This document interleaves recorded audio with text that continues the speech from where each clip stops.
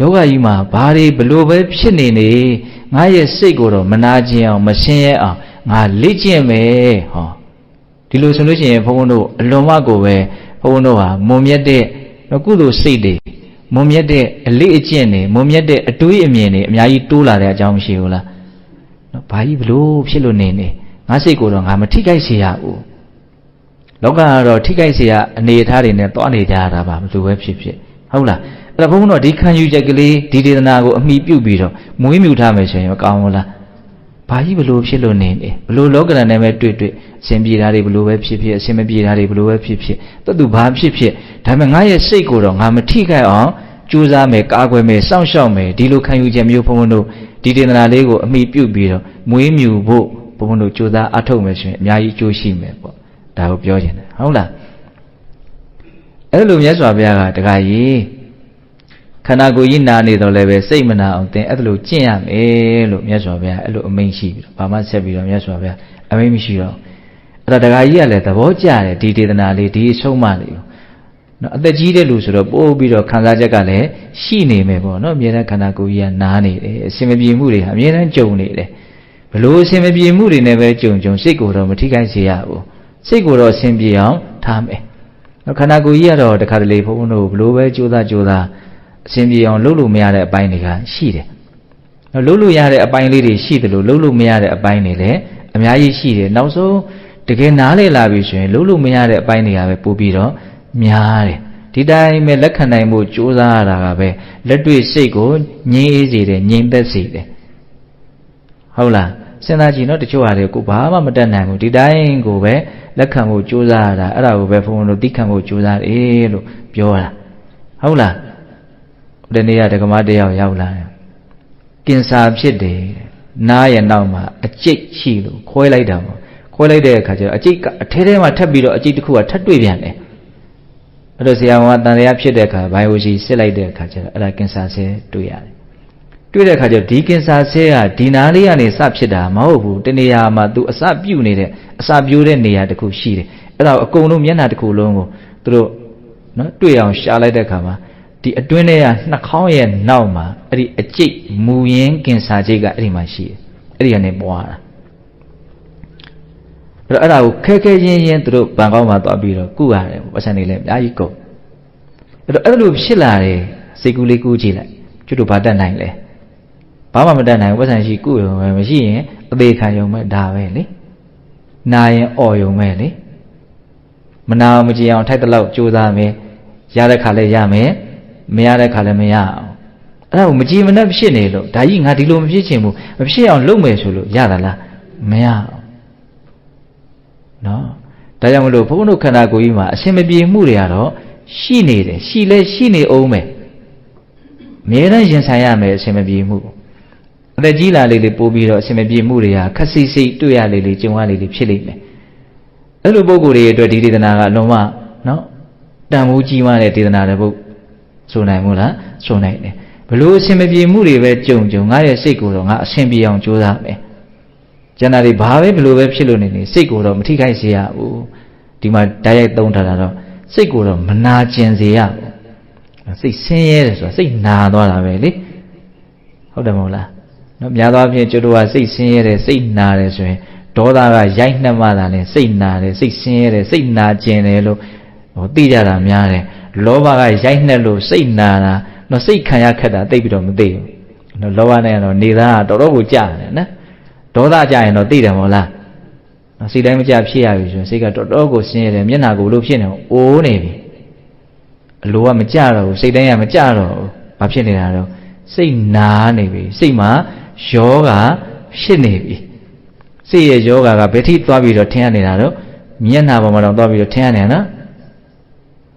ကျန်တဲ့အဆင်မပြေမှုကစိတ်ကိုပါအဆင်မပြေမှုဖြစ်အောင်ဆက်ပြီးတော့ရိုက်ခတ်သွားတာကျွတ်တော့မတားဆီးလိုက်နိုင်ဘူးကျန်တဲ့အဆင်မပြေမှုကိုကျန်တဲ့နေရာတွေမရက်လိုက်နိုင်ဘူးစိတ်ထိအကျိုးတရားမှုတော့ရောက်မလာအောင်ကျွတ်တို့မတားဆီးလိုက်နိုင်ဘူးကျန်တဲ့အဆင်မပြေမှုကဘယ်ထိသွားရိုက်ခတ်တာတော့စိတ်ပေါ်ထိသွားပြီးတော့ရိုက်ခတ်တယ်တကယ်ဆိုဘုန်းတို့တားမယ်ဆိုရင်တားလို့ရတယ်လွယ်ကူတဲ့အလေးချင်းတော့မဟုတ်ဘူးနော်ဘုန်းတို့တကယ်ကြိုးစားမယ်ဆိုရင်ဘလို့အဆင်မပြေမှုမျိုးမဆိုစိတ်ထိရိုက်ခတ်မလာအောင်စိတ်ထိနော်မနှိမ့်ဆက်နိုင်အောင် စိတ်ထိနှိပ်စက်သွားတာမျိုးမဖြစ်အောင်ဘုန်းဘုန်းတို့လုပ်မယ်ဆိုရင်လုပ်လို့ရတယ်အဲ့ဒါမြတ်စွာဘုရားရဲ့ကျေးဇူးဆိုတာအဲ့ဒါပဲလေမြတ်စွာဘုရားအဲ့ဒါကိုပဲနိလန်ပေးထားတာပဲတို့ဘာပဲဖြစ်ဖြစ်စိတ်ကိုမထိခိုက်အောင်ဘလို့နေဘလို့ထိုင်အကုန်လုံးမြတ်စွာဘုရားသင်ထားတာကျွတ်လို့အဲ့ဒီနီးတွေလည်းပဲအကုန်လုံးနားရည်တွေဝါပြီးသားလက်တွေ့ချပြီးတော့နော်အသုံးမပြုကြလို့သာဘုန်းဘုန်းတို့မှာစိတ်ကထိခိုက်နေရတာတကယ်ဆိုလို့ရှိရင်ဘုန်းဘုန်းတို့အသုံးပြုစရာလက်နက်တွေမှာအများကြီးရှိဒါပေမဲ့တကယ်အသုံးပြုတဲ့အချိန်ကနော်များသောအားဖြင့်ဘာဖြစ်နေကြတော့နဲနေတော့စိတ်လားထိနေတော့နော်ဘယ်နာပြစ်လိုက်ဘယ်လားထိတာနော်စိတ်ပဲလားထိဟုတ်လားတကယ်ဆိုရင်မထိအောင်လုပ်လို့မရဘူးလားရတယ်ခုဒါကိုအဲ့လိုကြည်ကြဲပြန့်ဘုံဘုံကနားလေစေခြင်းလားနော်ဘဝကအဆင်ပြေသွားနေတာမဟုတ်ဘူးရဲ့တကယ်ကဟုတ်လားအဲ့တော့ဘလို့ပဲမင်းအဆင်မပြေနေကွာစိတ်ကိုတော့ငါအဆင်ပြေအောင်ကြိုးစားမယ်ဒါကိုဘုံဘုံကနော်အဲ့လိုလေးတွေးမိစေခြင်းလားမနေ့ကဒီဒေသနာလေးကိုတွေးနေအဲ့လိုလေးဘုံဘုံစိတ်ထဲမှာအတွေးလေးရတော့အလွန်မှကြည်နဲ့တယ်စိတ်ကဘာဖြစ်နေစိတ်ကိုတော့ငါတို့မထိအောင်စိတ်ကိုတော့မနာကျင်အောင်လုပ်တဲ့နေအစားတော့ဒီဒေသနာကိုဘောင်ချင်းပဲဘုံဘုံကခံစားနေတာအသက်ကြီးလာမှယောဂါတွေနှိမ့်ဆက်မှနော်ခန္ဓာကိုယ်ကြီးနာနေမှရုပ်မနာအောင်စိတ်မနာအောင်လုပ်ရမယ်လို့ဘုံဘုံကဘောင်ချင်းလေးတွေးနေတာတကယ်ကမဟုတ်ဘူးနော်ဘလို့အခြေအနေမျိုးပဲဖြစ်စိတ်ကိုတော့မနာအောင်ဘုံဘုံတို့ကလုပ်ရမယ်လူငယ်တွေအတွက်လည်းပဲသုံးလို့မရဘူးလားနော်အစကတော့ယောဂဝေဒနာတွေလူကြီးတွေအတွက်ပဲခန္ဓာကိုယ်နာနေတဲ့လူတွေအတွက်ပဲဒီဒေသနာကအများကြီးအသုံးတည့်တယ်လို့ထင်တာတကယ်ကတော့မဟုတ်ဘူးသေချာတွေးကြည့်လိုက်မယ်ဆိုရင်လူတိုင်းအတွက်ကိုသုံးမယ်ဆိုရင်သုံးလို့မရဘူးလားဘယ်လိုသုံးမှာတော့ဘာတွေဘယ်လိုဖြစ်နေဘာတွေဘယ်လိုအဆင်မပြေနေငါရဲ့စိတ်ကိုတော့မထိခိုက်စေရဘူးအဆင်မပြေမဖြစ်စေရဘူးအဆင်ပြေစေရမယ်ဒီလိုမျိုးဘုန်းဘုန်းတို့ခံစားရမယ်ပေါ့ဒီဒေသနာဟုတ်လားအဲ့ဒါနဲ့တခါကြီးကတော့ဘယ်တိုင်းတာတိသဘောပေါက်လဲတော့မသိဘူးသူလည်းအရိယာပုဂ္ဂိုလ်ကြီးပါပဲသဘောပေါက်မှာပေါ့ဘုံဘုံတို့တဲ့အများကြီးပို့သဘောပေါက်မှာပေါ့ဒီစကားကိုဟုတ်လားအဲ့တော့သဘောပေါက်တဲ့အခါကျတော့သဘောပေါက်တာပညာပဲလေပညာဆိုတဲ့အမျိုးဟာစိတ်ကိုငြိမ်းအေးစေတာကြီးပဲနားလည်လိုက်တာနဲ့စိတ်ကငြိမ်းအေးတာပဲစိတ်ငြိမ်းအေးပြီဆိုတော့ယုတ်ကလည်းပဲဖြစ်သွားတာငြိမ်းအေးသွားကြည်လင်သွားအေးချမ်းသွားသူမျက်နှာပေါ်မှာဒီဒေသနာရဲ့စွမ်းရည်တတ္တိနော်ဒီဒေသနာရဲ့အကျိုးသက်ရောက်မှုကထင်ထင်ရှားရှားနော်ပေါ်နေတယ်အဲ့ဒါသူကရှင်သာရိပုတ္တရာကိုအလွန်ကြည်ညိုတယ်ဒီတကားကြီးကအဲ့ဒါနဲ့မြတ်စွာဘုရားကိုရှိခိုးဥချပီတိတွေနဲ့သဘောကျတယ်ဒီအဆုံးအမလေးကိုတကားကြီးလူနာတော့လည်းပဲခန္ဓာကိုယ်ကြီးနာနေတော့လည်းပဲစိတ်ကိုမနာအောင်တင်အဲ့လိုလေ့ကျင့်ရမယ်ဒီအဆုံးအမလေးကသူ့အတွက်အလွန်ကိုပဲအဖို့ထိုက်တန်တယ်ကျင့်နဲ့ပြီးတော့အဲ့ဒါရှင်သာရိပုတ္တရာကြီးရောက်တယ်သူ့ရဲ့ကျင့်နဲ့နေမှုပီတိဖြစ်နေမှုကဖုံးဖိထားလို့ကိုမရဘူးအဲ့ဒါရှင်သာရိပုတ္တရာသိတယ်တခါကြီးကြည်ရတာကြည်လင်းတယ်အိန္ဒိတွေကလည်းပုံမှန်ရှင်းကောင်းလိုက်တာနော်ဧကန္တမြတ်စွာဘုရားတင့်ကိုနော်အမြိုက်ရည်တရားရည်တိုက်လိုက်ပုံရတယ်တင်မြတ်စွာဘုရားရဲ့ဓမ္မကနော်တရားရည်အေးကိုတောက်သုံးခဲ့ရပုံရတယ်ဟုတ်တာပေါ့ဘုရားဘယ်မရပဲရှိပါမလို့တကယ်ကိုမြတ်စွာဘုရားတရားတပည့်တော်တရားရည်ကိုတကယ်ကိုတောက်ခဲ့ရတာအဲ့လိုရှောက်တယ်နော်သူကမြတ်စွာဘုရားတင့်ကိုဘယ်လိုများဟောလိုက်တာလဲတရားတွေတော့တခါကြီးကဘာပြောဆိုနော်သူမြတ်စွာဘုရားကိုလျှောက်တယ်မြတ်စွာဘုရားဘယ်လိုပြန်ပြောလဲအသေးစိတ်တစ်လုံးကြံရှင်သာရိပုတ္တရာကိုလျှောက်တယ်ဒီပြီးတော့နောက်ဆုံးရွယ်ရောက်နေပါပြီဘုရားခန္ဓာကိုယ်ရဲ့လည်းအမြဲမပြတ်နာကျင်နေပါတယ်ဘုရားနောင်မြတ်စွာဘုရားနဲ့တန်ဃာတော်တွေကိုဖူးမြော်ဖို့မလွယ်တော့ပါဘူးဘုရားဒါကြောင့်တပည့်တော်တို့အရှိသဖြင့်အကျိုးရှိမဲ့အဆုံးအမတွေပေးပါဘုရားသူလျှောက်တာတွေလည်းအကုန်ပြန်ပြောတာအဲ့ဒီမှာမြတ်စွာဘုရားတခါကြီးသင်ပြောတဲ့အတိုင်းမှန်တယ်ခန္ဓာကိုယ်ဆိုတာနော်နာကျင်တတ်တဲ့သဘောရှိတယ်ဥတလုံးတစ်ဖွဲအမေးပါလေးနဲ့အုပ်ထားတာဘာမှခိုင်မာမှုမရှိဘူးဒီလိုခန္ဓာကိုယ်ကြီးမျိုးကိုရွက်ဆောင်နေရရဲ့နဲ့မြန်ကိုတခဏမြကျမ်းမာတယ်လို့ဝန်ခံခဲ့မယ်ဆိုရင်တော့ဒီလိုဟာမိုက်မဲလို့ဒါကြောင့်သင်ဟာခန္ဓာကိုယ်နာတော့လည်းပဲစိတ်မနာအောင်အဲ့လိုလေ့ကျင့်ရမယ်လို့မြတ်စွာဘုရားသူ့ကိုအဲ့လိုဟောလိုက်တယ်အကုန်ပြန်ပြောတာအဲ့လိုလျှောက်တဲ့အချိန်မှာရှင်သာရိပုတ္တရာကတခါကြီးအဲ့လိုဆိုလို့ရှိရင်ခန္ဓာကိုယ်နာပြီးတော့စိတ်မနာအောင်ဘလို့နေရမှာတော့လို့သင်မြတ်စွာဘုရားကိုမမေးခဲ့ဘူးလားတဲ့ဟောနော်တကယ်အရေးဆိုရင်မေ့နေတာတဲ့များတယ်ဟုတ်လားသူမေးခဲ့သလားမမေးခဲ့ဘူးတကယ်ဆိုမေးခဲ့တရားကောင်းတယ်နော်မေးခဲ့မဆိုမြတ်စွာဘုရားအေးခန္ဓာကိုယ်နာပြီးတော့စိတ်မနာအောင်နေတယ်ဆိုတာဘယ်လိုမျိုးနေတာကိုပြောတာဘယ်လိုနေရမယ်လို့နီးလန်းမှာပေးမှာအခုနီးလန်းပါသလားအပါဘူးနော်မြတ်စွာဘုရားခန္ဓာကိုယ်ကြီးနာတော့လည်းပဲစိတ်မနာအောင်သင်အဲ့လိုကျင့်ရမယ်လို့လည်းပြောလိုက်တာသူဆက်မမေးတော့မြတ်စွာဘုရားလည်းဘာမှမဖြေလိုက်ဘူးပေါ့အဲ့တော့အဲ့ချိန်မှာသူလည်းအမှတ်ရမယ်ပေါ့တခါကြီးက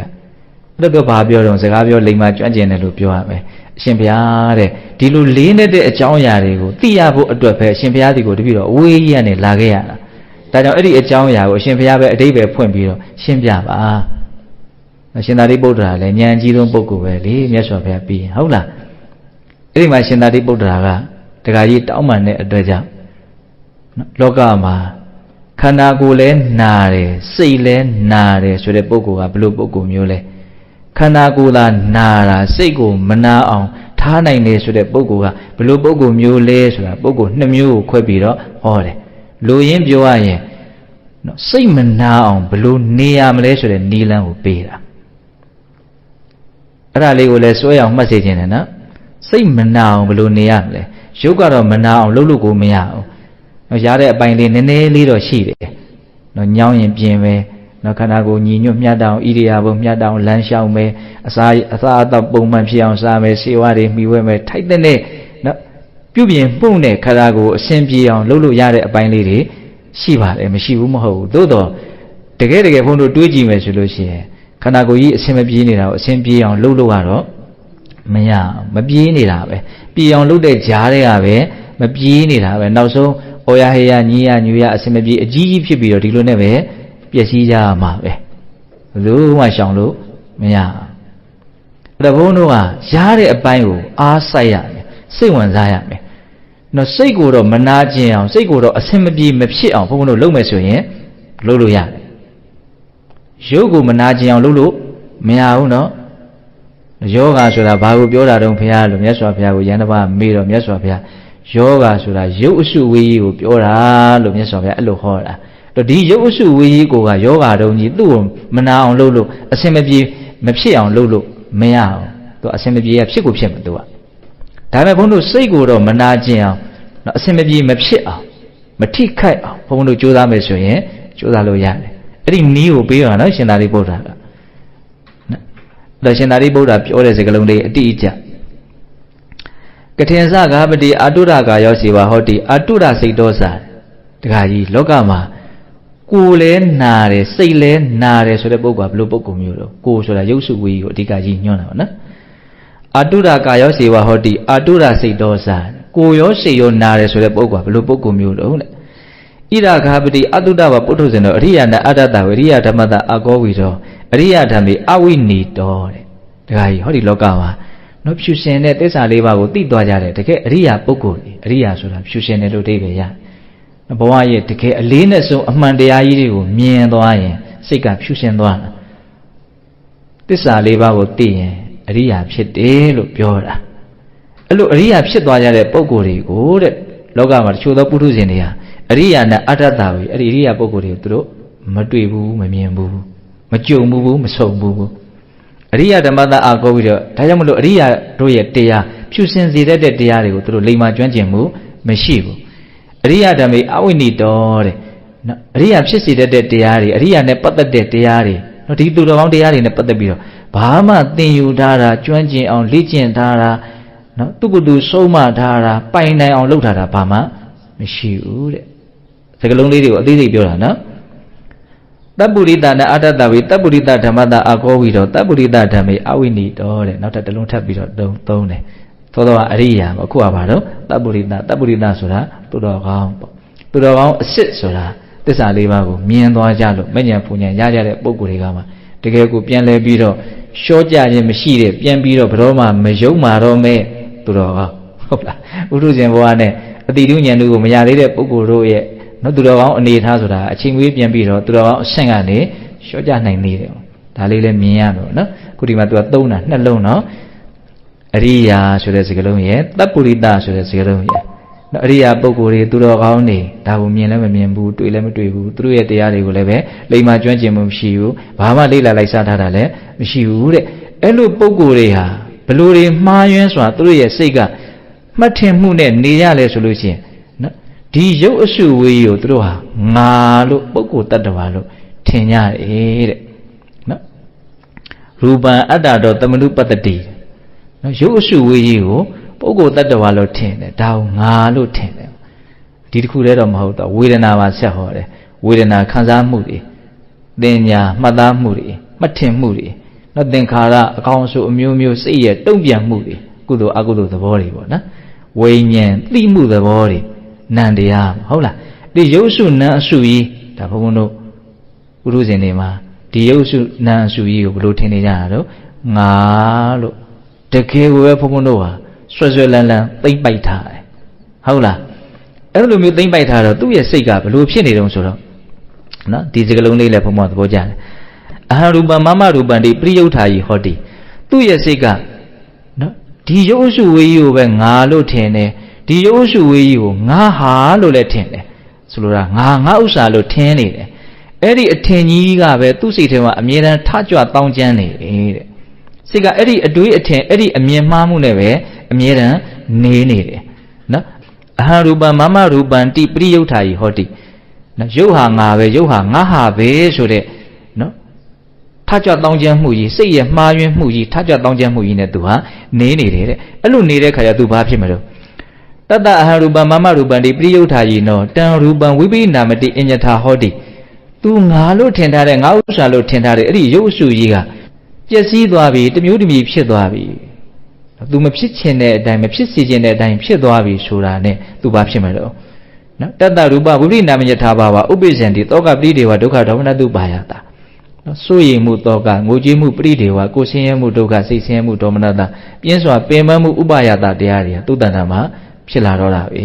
တဲ့ဒါကိုပို့ပြီးတော့အနှစ်ချုပ်ကလေးဖုံဖုံပြောကြည့်မယ်နော်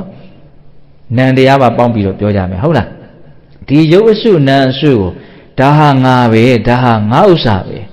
ဒါရဲ့သုံးထားနော်ဒီစကလုံးလေးကိုဘုံဘုံကမှတ်မိစေခြင်းတယ်အဟံရူပမမရူပအဟံဝေဒနာမမဝေဒနာ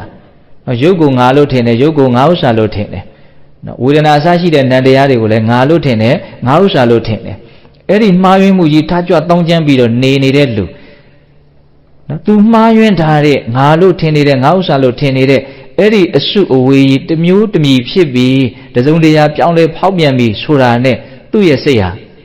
တရားစု၅မျိုးရဲ့နှိမ့်ဆက်တာကိုသိကြပါဦးခံရတော့မယ်။ဘာတွေတော့တောကပရိဒေဝဒုက္ခဒေါမနတဥပါယတစိုးရိမ်မှုငိုကြွေးမှုကိုယ်ဆင်းရဲမှုစိတ်ဆင်းရဲမှုပြင်းစွာပင်ပန်းမှုဒီ၅မျိုးတွေကတစ်မျိုးမဟုတ်တစ်မျိုးနှစ်မျိုးသုံးမျိုးလေးမျိုး၅မျိုးလုံးလည်းဖြစ်နိုင်တယ်နော်အကြောင်းအားလျော်စွာပေါ့လေရှေ့ကမှားထားရင်မှားထားသလောက်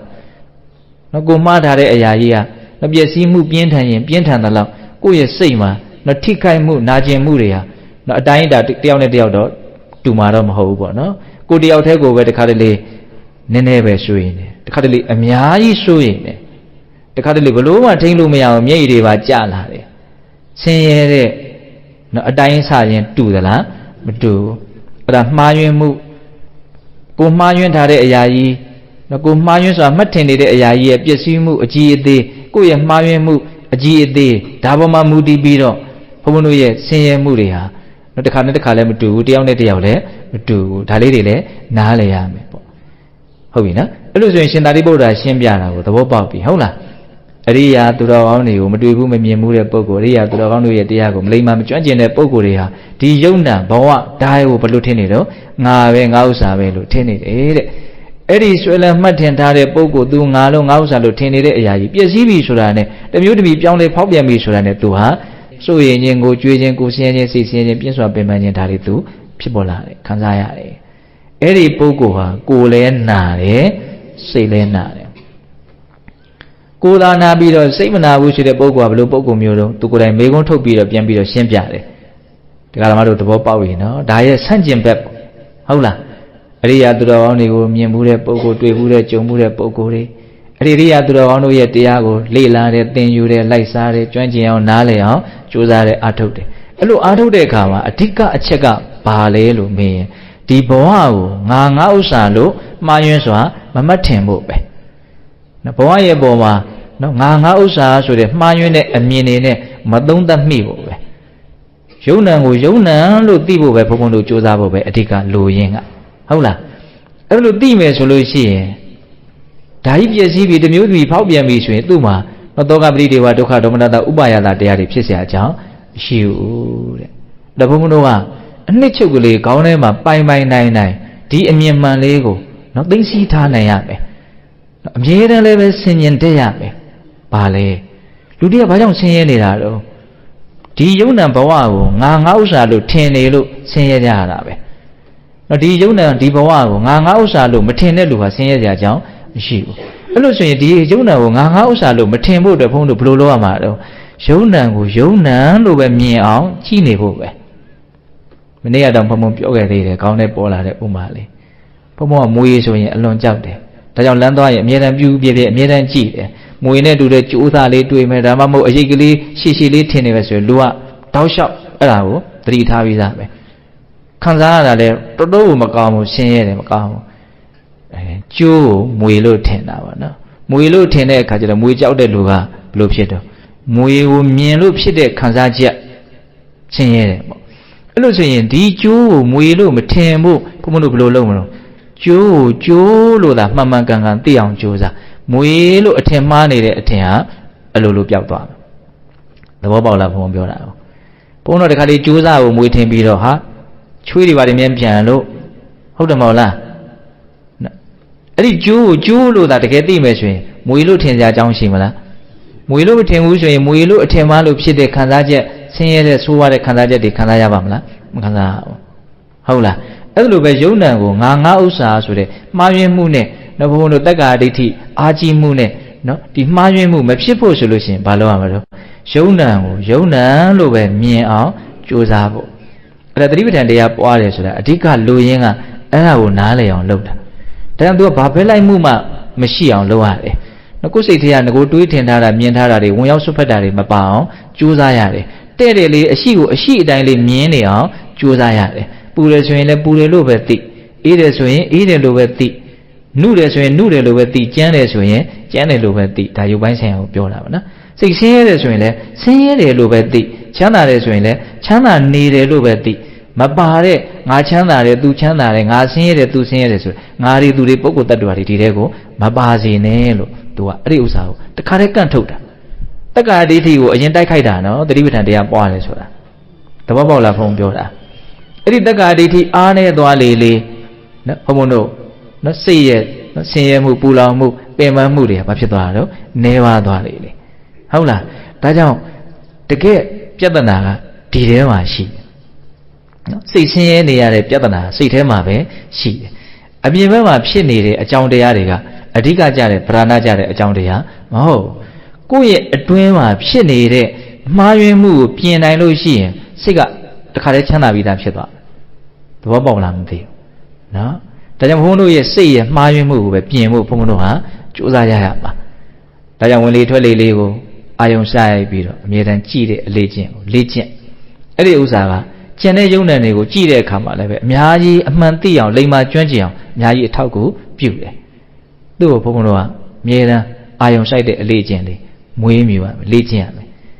ဒါဟာပုဂ္ဂိုလ်တ attva မဟုတ်ဘူးငါဥစ္စာမဟုတ်ဘူးဆိုတဲ့အမြင်မှန်ရဖို့အတွက်အဲ့ဒီဝင်လေထွက်လေလေးကိုတလက်ဆက်ကြည့်နေတာအဲ့ဒီဥစ္စာကအများကြီးငါဥစ္စာဆိုတဲ့အမြင်မှားကိုဖယ်ဖို့အတွက်တွန်းအားပေးနေသူကလမ်းမှန်ကိုရှောက်နေတာတကယ်တမ်းဟုတ်လားဒါကြောင့်မလို့ဒီဒေသနာလေးကိုဘုံဘုံကအများကြီးနားလည်စေခြင်းနော်အများကြီးနားလည်စေခြင်းလေဒါရှင်သာရိပုတ္တရာရှင်းပြတာနော်ဘယ်လိုလူဟာကိုယ်ရောစိတ်ရောနာတဲ့လူလေနော်ယုံနံကိုဒီဖြစ်ပေါ်နေတဲ့ဘဝကိုနော်ငါဥစ္စာလို့မှားယွင်းဆိုဆွဲလန်းမှတ်ထင်နေတဲ့ပုံကိုယ်တွေဟာကိုယ်ရောစိတ်ရောနာရတဲ့ပုံကိုယ်တွေ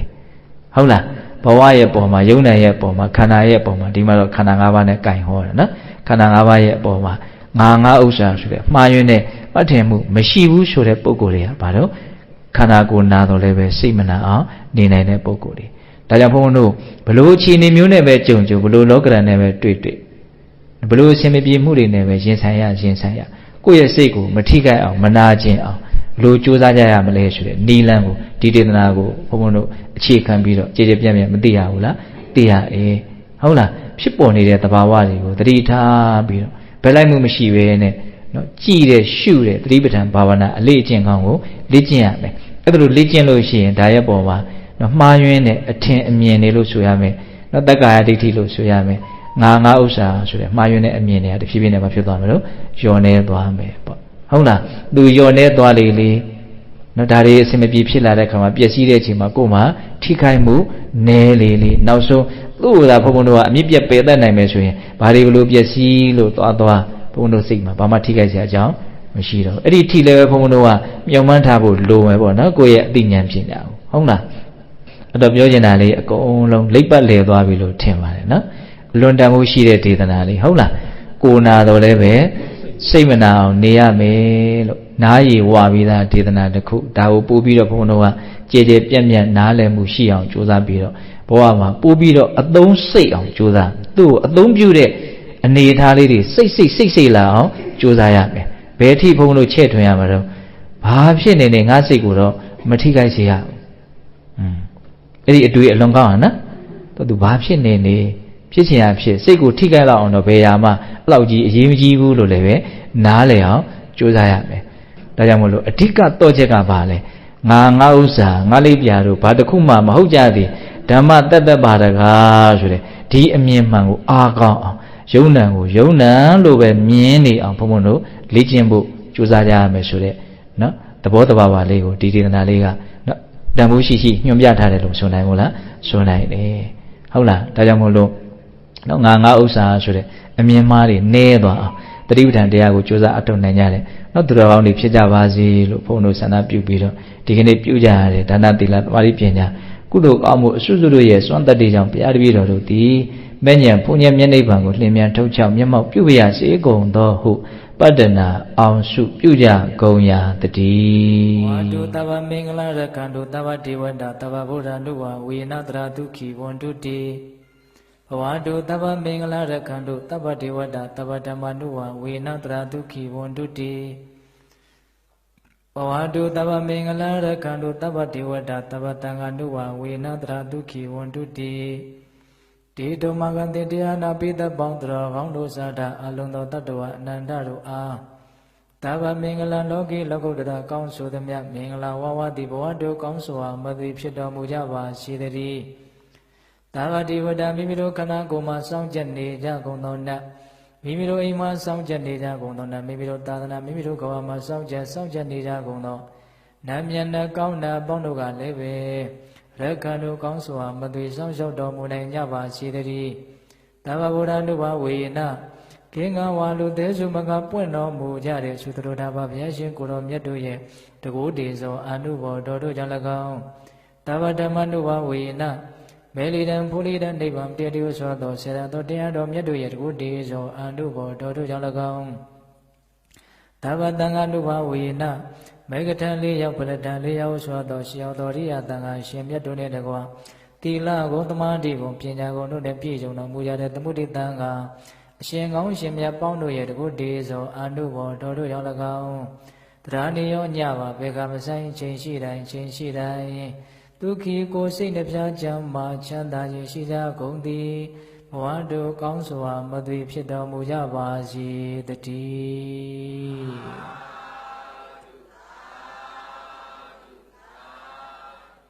ကဲအလုံးမိမိတို့ပြုလုပ်ထားတဲ့ကုသိုလ်ကောင်းမှုအစုတို့ကိုအာယုံပြုပြီးတော့ဤကုသိုလ်ကောင်းမှုအစုတို့ကြောင့်မဉ္ဇဉ်ဘုညမျက်နှိပ်ပံကိုလင်းမြန်ထုတ်ချောက်မျက်မှောက်ပြုပါရစေလို့ဆုတောင်းကြမယ်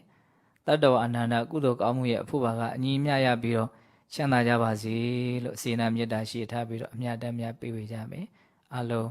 ညီညာညာလိုက်ပြီးတော့ဆိုရအောင်အရှင်ဖေယဘုရားတပည့်တော်တို့သည်ယနေ့ယခုပြုလုပ်အပ်သောဒါနသီလသမာဓိပညာကုသိုလ်ကောင်းမှုအစွတ်စွတ်တို့သည်မဲ့ညာဖို့ညာ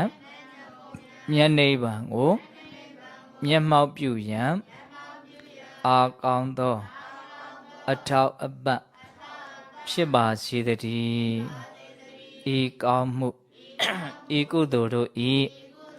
အဖို့ဘာကကိုအသက်ထင်ရှားရှိမရှိဖြစ်ကုန်သောဘိုးဘွားမိဘဆွေမျိုးသားချင်းတို့အားအစာထား၍30ဘုံကျင်လီကုန်သောတတ္တဝအနန္တတို့အားအညီအမျှပေးဝေငှပါ၏အမျှရကြ၍ကိုယ်စိတ်နှဖျားကျမ်းမာ ချမ်းသာကြသည်ဖြစ်ကြပါစေသောကုသိုလ်အမြတ်အမြတ်အမြတ်ယူတော်မူကြပါကုန်လောသာဓုသာဓုသာဓု